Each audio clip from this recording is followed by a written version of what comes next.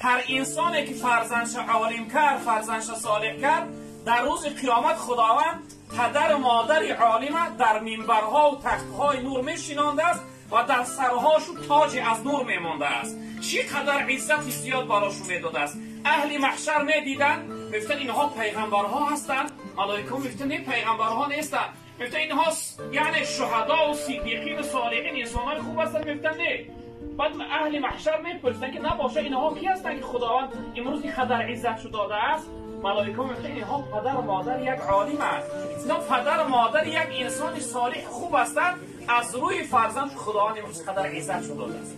و این خاطر ما و شما هم باشیم برادرای عزیز بزرگان، این فرزندایی که خدا برامون داده است حرکت کنیم که اینها را در راه خود خدا ببخشیم، تا اینکه هم در دنیا برای ما نعمت شوند، مایه افتخار شوند، هم در آخرت سبب نجات و سبب عزت و افتخار